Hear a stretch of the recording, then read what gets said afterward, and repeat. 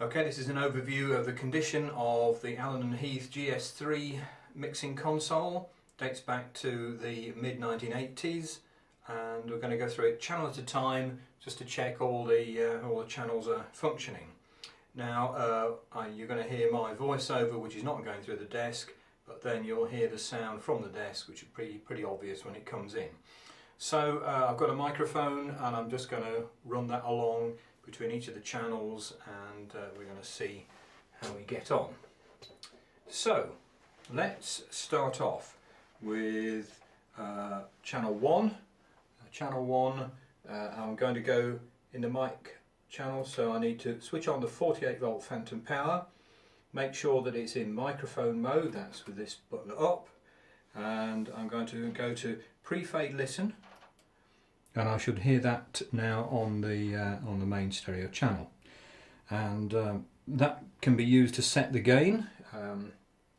This is the gain. I keep talking and adjust the gain, and adjust the gain till that's about a sort of reasonable -3 or something on the meters. And now I'm going to switch off the pre-fade listen and bring back the level using the main channel fader. I've colour coded the switches here with the black centre to indicate the 0 dB point, which isn't so easy to see when the pot knob is actually directly on top of the marking. So there we are. You can hear it's coming through here. I can enable and disable the equalization.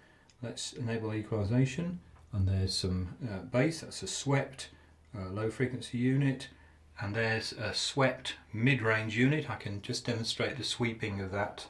You can hear that playing through if I keep changing the frequency. Leave it in the middle and switch it off, and then just a shelving high frequency EQ at 12 kilohertz. Each of the channels has a pan. There we are, that's the pan control with a detent in the middle, and as I say, pre-fade listen, the ability to mute it. You didn't hear that? The ability to mute it like this, just like this, and then back again. These mutes can be automated using a MIDI automation processor, which I can tell you more about later on. But carry on through this channel. We've then got an additional set of controls here for the tape foldback, coming back from a potential tape recorder up to 16 channels. And this very simple input here also has level and pan, albeit on a rotary level control this time, and has a simple high frequency and low frequency shelving EQ. These are used for monitoring purposes, monitoring whilst you're doing track laying. You can also do a thing called reverse the channels here. Press this button here, and what it will do is it'll swap over the line input, only the line, not the microphone, from the main channel, and swap it over with the tape input, the line input from the tape recorder, and so that when you come down to mix down, this is the analog world, so you eventually get all your tracks together and you do a manual mix down. When you come to do that, you can then sling the tape deck through the main channels, giving you the option of using the main EQ, the more versatile EQ, and also using the faders rather than the volume knobs. Okay, so that's the definition of an inline console. So we're going to go through the channels now. I've just shown you channel 1. Let's bring that down.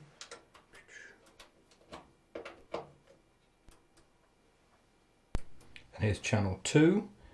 You'll note that there's a bit of rustliness in the actual gain control at the front end, but that's just to be expected in a console of this age that hasn't been serviced and hasn't had its pots replaced. So that's pre-fade, and now bring that back on the main fader, and you can see the same effect there. Check the pan. There we are, the pan's working. Check the EQ. There's some bass, and there's some mid-range, and there's a bit of top end.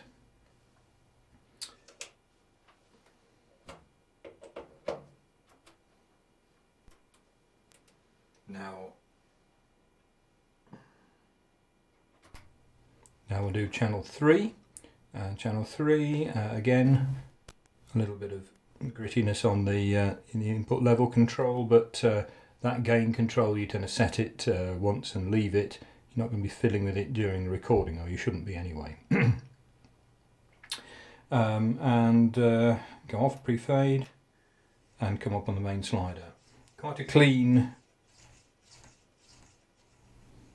behaviour of the slider, no real rustling or anything going on there.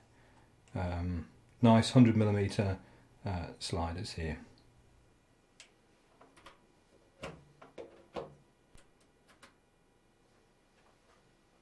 I'll repeat the process with channel 4, and again let's have the input level control, again a bit gritty but it gets there. We can go off pre-fade and come back on the main fader. Let's try a bit of pan. Pan seems to be working okay there. EQ, there's some low frequency, there's mid frequency, and there's high frequency. Of course, accentuating whatever hiss there is in the system. Don't forget that if you've got EQs dialed in, you can switch them out with the EQ in and out button there, which is a feature of consoles like this. There is a peak lamp here. If you exceed a certain input level, I don't know whether you saw that light up, but anyway, let's try again. You might just hear that flicking. See that flicking? Right, there we go. Let's go for that.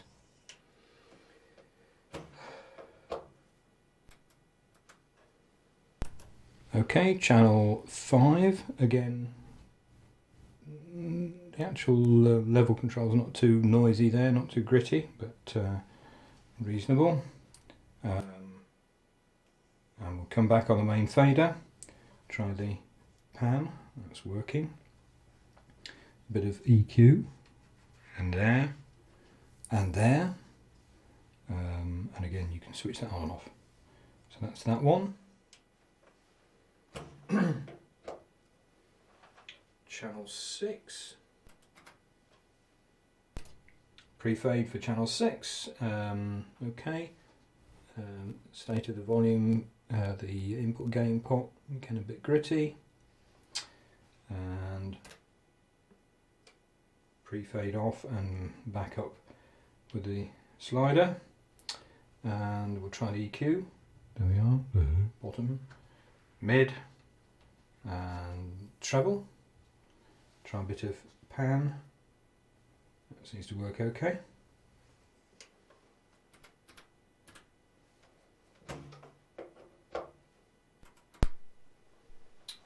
Okay, now channel 7.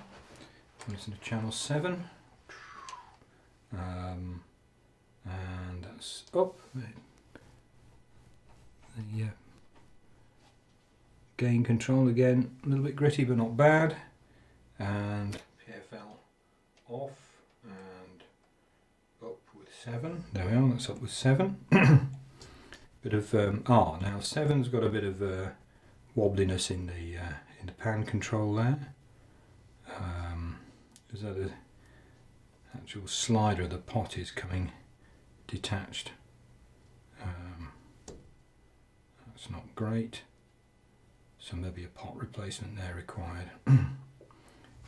Some EQ, yes, and at the top there. So the EQ's working.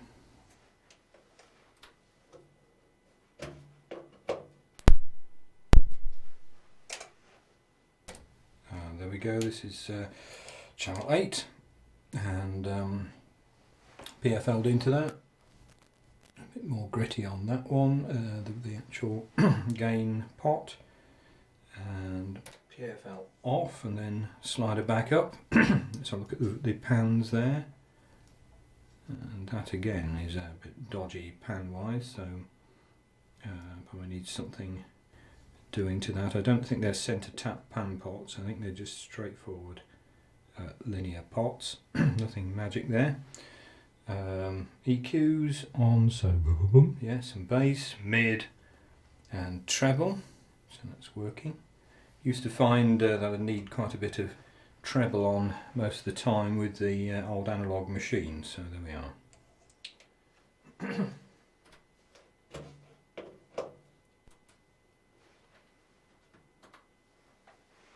Channel 9, and just check that out. Gain control, quite rustly on there, but again, once it's fixed, it's pretty well alright. PFL off, and then up with that. Try the pan. That seems fairly stable, that one, so that's okay. EQ, a bit of bass, bit of mid-range, bit of treble. That seems to work.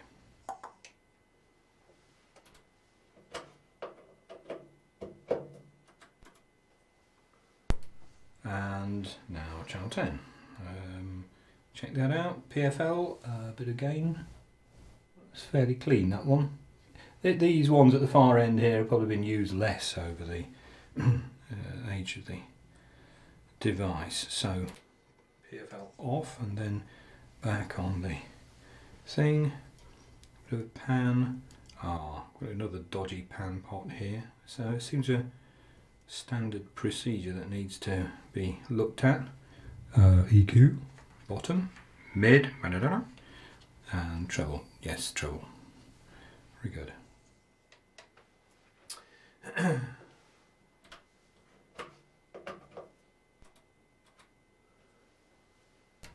Okay, let's get PFL on 11 now. Bit of, again, that's fairly clean there on the gain control. Not great, but clean. PFL off and then back up. So there we are. That pan seems quite smooth. Seems to work. EQ, bottom end, mid, top. That's all working.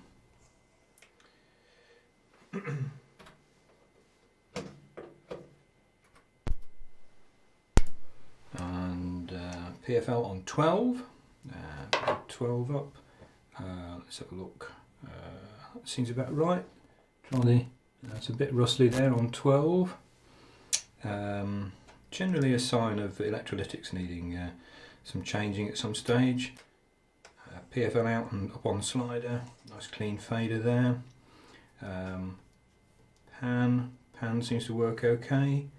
EQ, bottom end, mid, treble, that's okay.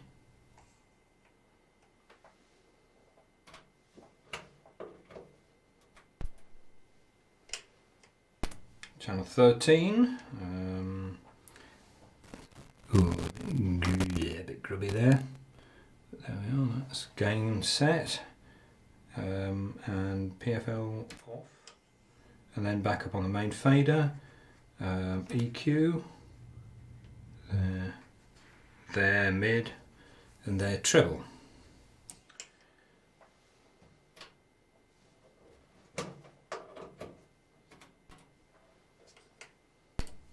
It's channel 14, PFL.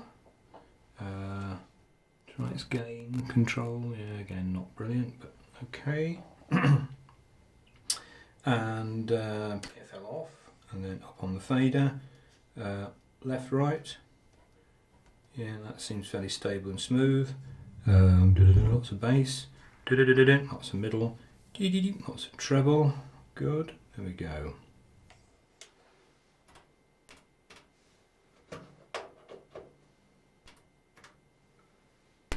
And there is channel 15. Open up on 15. PFL. Try that. That's fairly clean there. Fairly clean. PFL off and up on the fader, and try the pans. Pans seem alright there. Okay.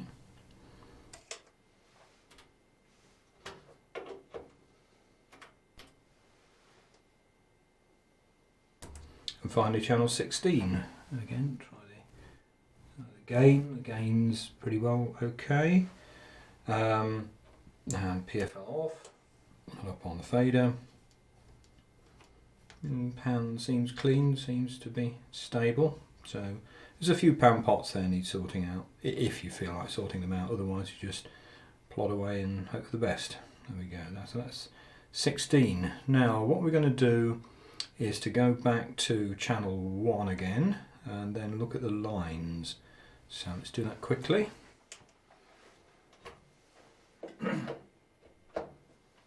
Now we're going to go into channel 1 and there we are, up on the fader. Now what I'm going to do this time is to take the output from the channel Q, which is this pot here. I don't need to be assigned to left right, and the sound will come out of this Q point here, channel Q, directly as a mono signal, and I'm going to inject that into the various line inputs as we go through the console. So let's plop this into line in for channel 2 and bring that up. So there we are, that's showing that line input, and again it is adjusted with this gain control. Line input channel 2 is working, and if I do a channel switch, it will now come out on this one, which is the monitor side, if you like, the tape monitor side. It's switched because if I were coming in the tape in, that then would come out this one, unless I've got the thing in its normal position. This is a normal position, tape in, that switch push button out, so it's in its normal configuration. So tape comes through this thing and is sent to the main bus here with a bit of panning as well and some crude EQ. Nothing very exciting there. But at least that's working. I think we'll turn all these down now because I'd got them up from a previous experiment. We'll have those all down there, and we'll see, put it in tape 3. We're in a normal condition here. Put it on line for the next exercise. In a normal condition, and we'll see that coming out there. So that's what's happening there. If we switch, we'll get it coming out there on that. Likewise, if we go in line, the converse is true, and that's that. So that's clearly working there. That's clearly working. Do the same thing on the next one. So let's have a look. Line in. There we are. Line in there. I have to select line rather than mic at this point here, and then if I reverse, I come out on that. Conversely, tape. There we are. Tape comes out there, or if reversed, comes out there. So that's the tape function sorted.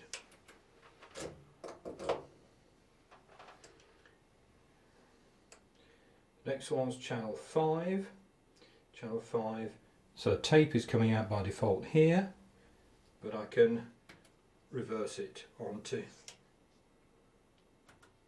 I can reverse it onto there. I have to make sure I've got this in the line setting. I'll do all these to line before I go any further, and then it'll save me confusing matters later on.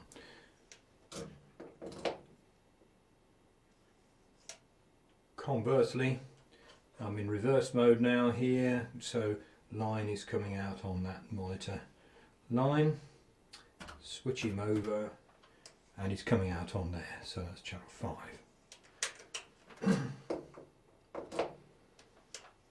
Channel 6, while we're there, again that's that, and then reverse comes out here.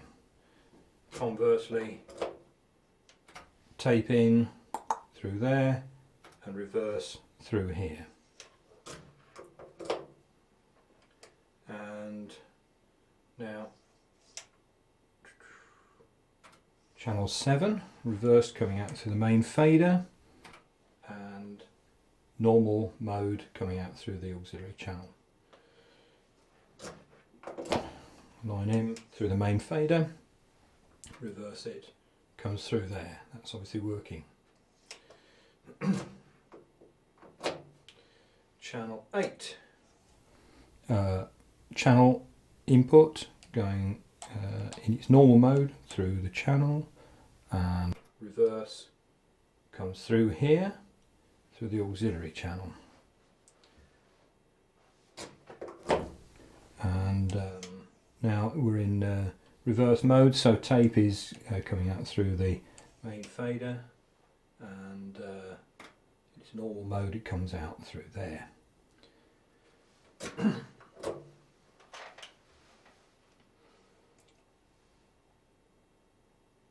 Number 9, we'll go to reverse mode, so there we are, coming out on the main fader, or normal mode is coming out there from tape. Take a line input, and again line is in normal mode where it's supposed to be there, and reversed comes out there. Line again. Line again comes out there. Okay, this is channel 10. Or reversed comes through there. Tape reversed is coming out there. Or normal is coming out there. For 11, tape in the normal position, or reversed coming out on here, and line in, there we are, there's line in, and line in, it's in reversed, is coming out through here. A normal mode comes out through there. 12, they're in normal mode, so 12 should be coming out there, and in reverse will be coming out there. There we are. Switch over to tape in its normal mode is there, and reversed in there. Number 13, and in normal mode should be coming up there. What am I doing? Oh, sorry, it's reverse mode. We're in tape. It's coming out there. Switch over and it'll come out here. Likewise, reverse mode comes out here for line, and out here for the normal channel. Line again, in normal mode there, so it should come out here.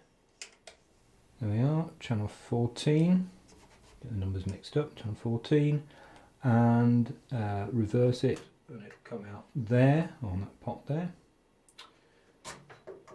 Tape in, gosh, got that turned up there. Tape in and reverse it, and we'll get tape in there.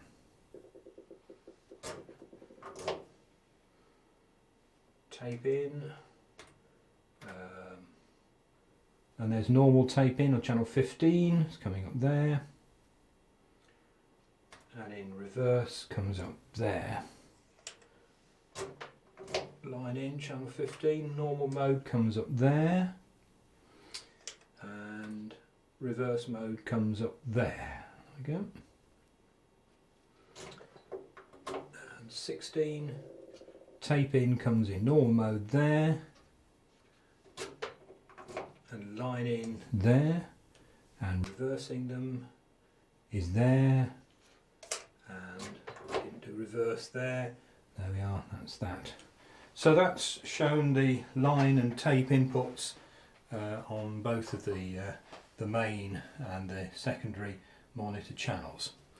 So the next thing we're going to do is look at groups.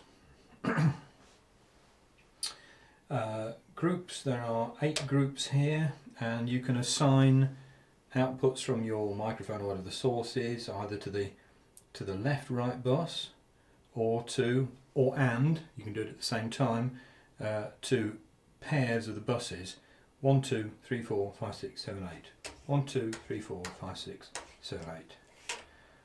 In turn, you can reassign those buses to the left right bus buttons here. You can pre-fade each bus, listen each bus if you wish to.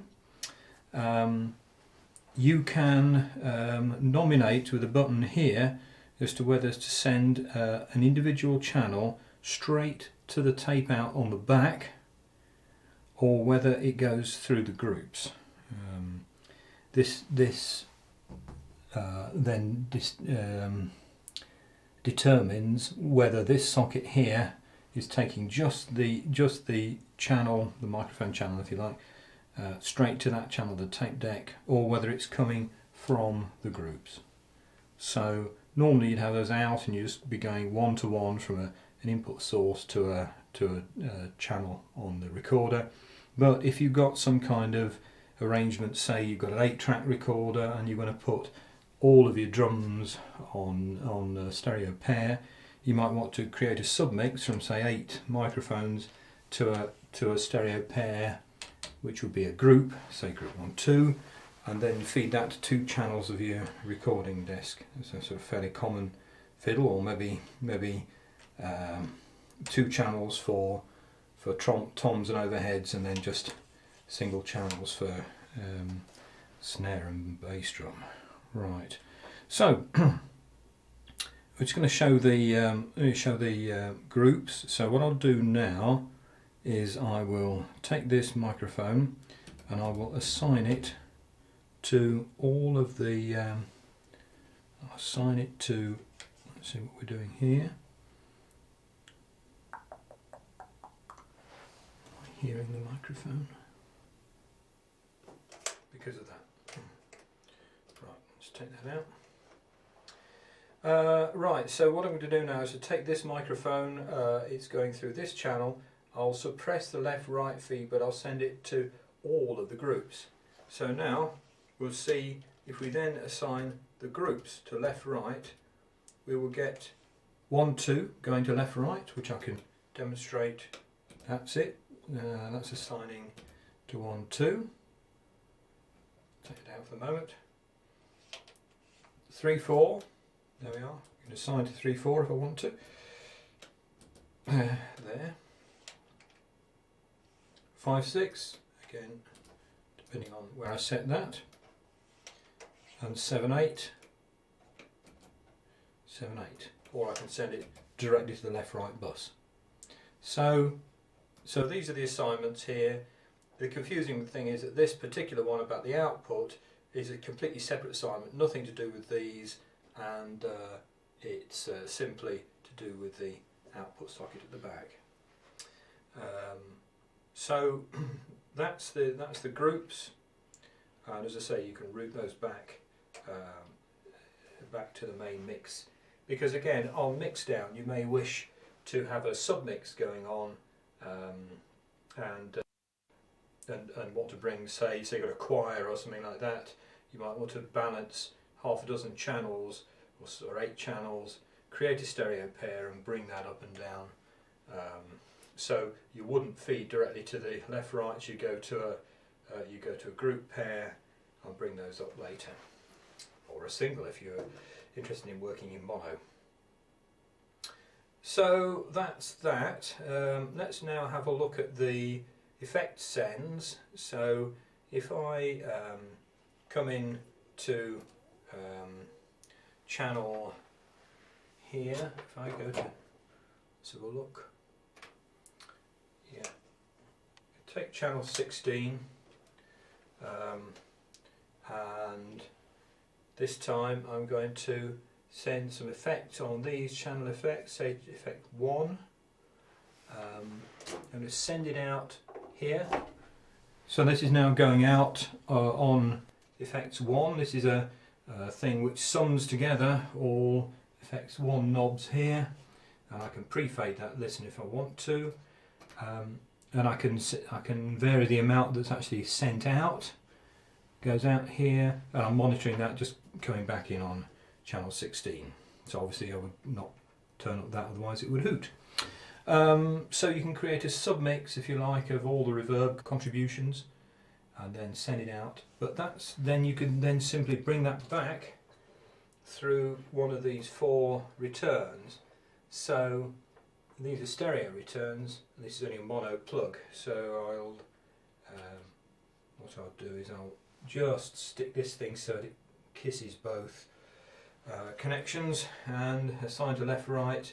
And now you can see that I've got the ability to bring a return back, and you can actually make it a mono return instead of a stereo return if you feel like it. But hey, there we are. And all these returns work, so let's just bring them all up to a similar sort of level, and I'll just plod along them and assign them all to left, right. Okay, that's there we are. That's 2. These pans work all right. 3 in there. There we are. I'll try the pan there. That works. 4.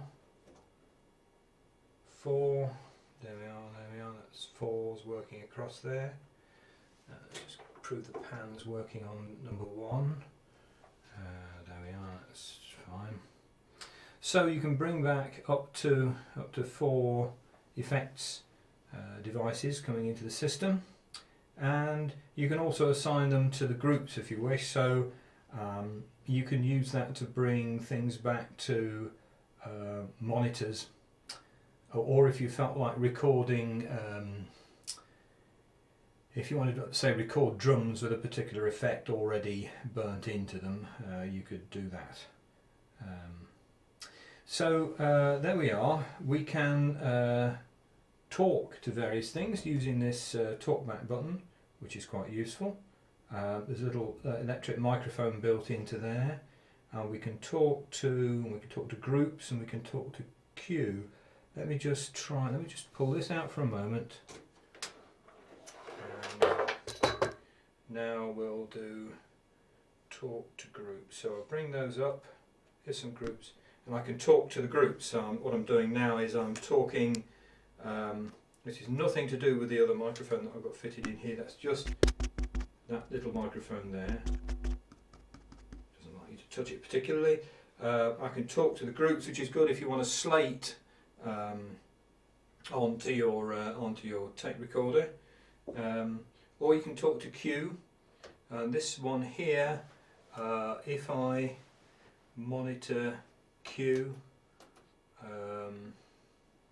like so, you can tell now I'm talking to the queue. So if I've got an artist in the recording studio, I can talk directly to him or her. So that's that.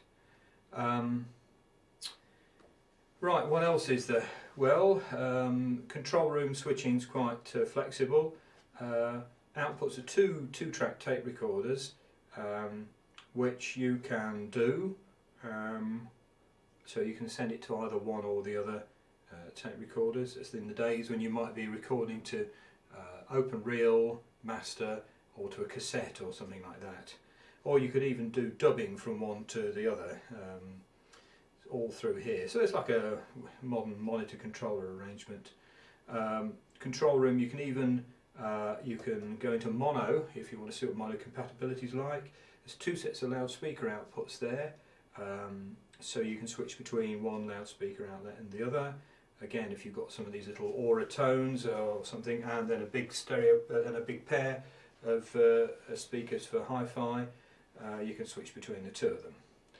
There is a lamp there showing PFL active, so that is your, if you like, your rude solo light to remind you what's going on.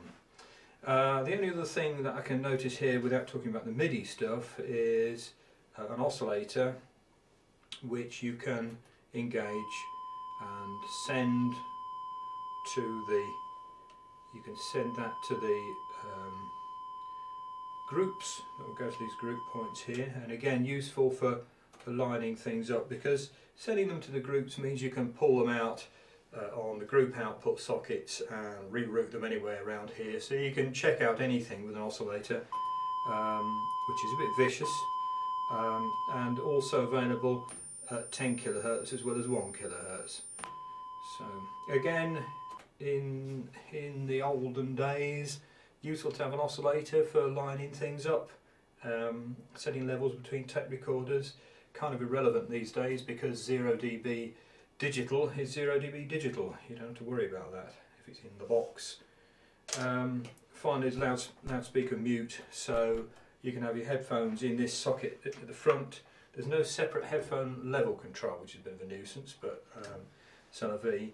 I'm sure it's not beyond the wit of man to do something like that, but they're simply slaving to the loudspeakers. But if you do a loudspeaker mute, it'll keep I think it keeps the headphones going, but I can tell you that. Yeah, it keeps the headphones going, but mutes the speaker outputs. We go to your main amplifier. That's about it, really. Let's just have a quick look at this this MIDI side of it. There are mutes on all of the channels, and there are mutes on all of the other monitor channels as well. Mutes on sends and returns from effects, and you can control those mutes either individually as notes through MIDI, or you can set up particular patterns of mutes and remember them and store them as scenes, and the thing does up to 32 scenes. Now the only thing is that there is a battery on the mute processor board, which has obviously died over the years, nickel cadmium thing, which I'm sure you could oik out and replace with either just a button cell with no recharging circuit, or another rechargeable cell. That's not really particularly critical, because I don't think anybody's going to be using that muting arrangement these days. It's just overtaken by events, but there we are. Power supply to this thing is this multi-output DC power supply. I'll show you a picture of that in a minute. And that's a linear power supply, so no switching noises, but just plenty of analog hiss throughout the system. There we are. That is the Heath GS3 recording console.